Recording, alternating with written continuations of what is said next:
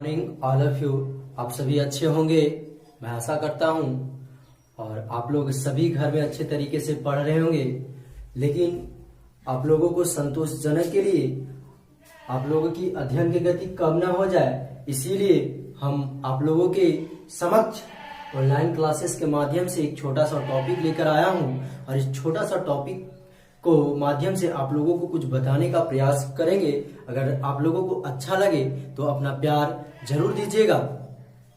तो सबसे पहला टॉपिक है जो हम लोग 6 क्लास से पढ़ते आ रहे हैं। पहला टॉपिक हमारा जो है राजनीतिक विज्ञान।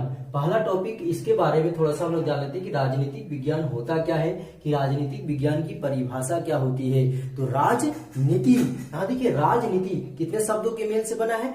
2 शब्दों के मेल से बना है, राज्य प्लस नीति, अर्थात राज्य प्लस नीति। राज्य प्लस नीति अर्थात राज्य का कहने का मतलब क्या है? किसी विशेष क्षेत्र या विशेष क्षेत्र से, और नीति का मतलब है किसी नियम कानून से है। और विज्ञान का अर्थ है विशेष ज्ञान, अर्थात इसकी शाब्दिक परिभाषा में अगर जाते हैं तो राजनीतिक विज्ञान विज्ञान की एक ऐसी शाखा है। राजनीतिक विज्ञान विज्ञान की एक ऐसी शाखा है जिसके अंतर्गत किसी भी राज्य, किसी भी देश के संपूर्ण राजनीतिक व्यवस्थाओं, नियमों, कानूनों या संविधानों का संपूर्ण रूप से अध्ययन किया जाता हो, उसे हम राजनीतिक विज्ञान कहते हैं। अब हम आते हैं राजनीतिक विज्ञान के, हम लोगों ने समझ लिया इसकी जन्मदाता। राजनीतिक विज्ञान की जन्मदाता जो है वो अरस्तु महोदय को माना जाता है। राजनीति। अब इसके बाद हम एक छोटा सा टॉपिक लेकर आते हैं आप लोगों के समक्ष, वो है 10 क्लास का लोकतांत्रिक भाग 2 का सत्ता की साझेदारी। सत्ता की साझेदारी अर्थात सत्ता का अर्थ होता है जो सरकार और शक्ति, और साझेदारी का अर्थ होता है मिलाना। अर्थात हम कह सकते हैं कि सत्ता की साझेदारी लोकतंत्र का एक मूल मंत्र है। सत्ता की साझेदारी जो है वो लोकतंत्र का एक मूल मंत्र है।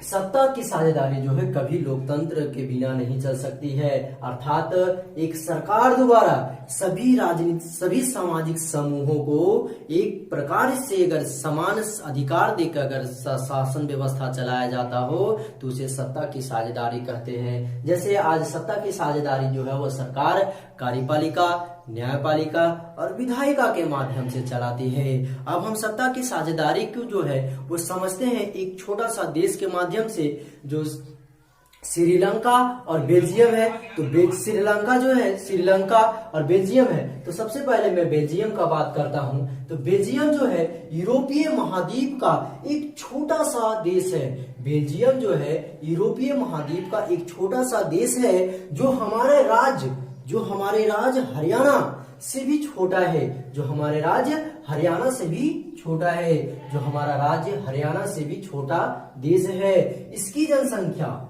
यानी किसकी? बेल्जियम की जनसंख्या 1 करोड़ से थोड़ी सी अधिक है। बेल्जियम की जनसंख्या जो है 1 करोड़ से थोड़ी सी अधिक है। यहाँ की जातीय बुनावट मतलब अनेक प्रकार की जातियां, एक से अधिक प्रकार की जातियां। यहाँ की जातीय बुनावट जो है बहुत ही जटिल माना जाता है। देश की कुल आबादी 59%, देश की कुल आबादी का 59% प्लेमिश शहर में रहते हैं और वो लोग डच भाषा बोलते हैं। और 40% जो है वो फ्रेंच भाषा के लोग रहते थे और वेलोनिया में रहते थे। और 1% जो है वो जर्मन भाषा बोलते थे। इसके तहत 80% जो फ्रेंच भाषा और 20% डच भाषा जो है वो यूरोप के राजधानी ब्रुसेल्स में रहते थे। और यहाँ इसके साथ साथ यहाँ की जो है फ्रेंच भाषा, जो वो फ्रेंच भाषा के यहाँ की फ्रेंच भाषा जो थी इसकी जनसंख्या कम थी, लेकिन वो लोग डच भाषा के अपेक्षाकृत अधिक शक्तिशाली माने जाते थे, क्योंकि उनमें बहुत ही शक्तिशाली थे। उनमें एक मत था, वो लोग में एकता का संयम बरतते थे। यहाँ इसी तरह यहाँ की जातीय में अनेक तरह की मतभेद प्राप्त होने लगा। 1950 और 1960 के दशक में दोनों डच और फ्रेंच, दोनों डच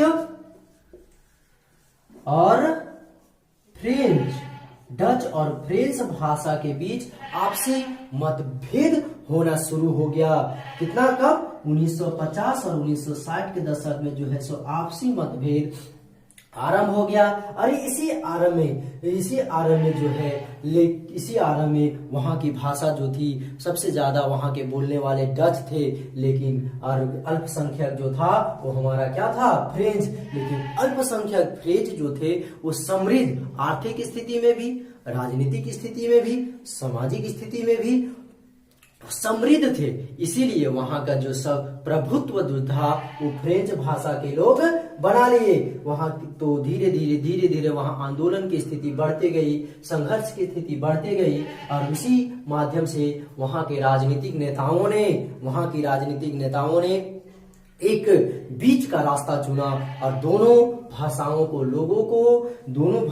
लोगों को समानता और स्वतंत्रता यानी साझेदारी के माध्यम से दोनों को मिलाया। और वहां की जो सत्ता था, दोनों जातियों के, डच और फ्रेंच दोनों जातियों की जो सत्ता में समान अधिकार दिया, और वहां की राजनीतिक अधिकार जो है वो समान रूप से चलने लगी। और वहां बेल्जियम का विकास जो है आज लोकतांत्रिक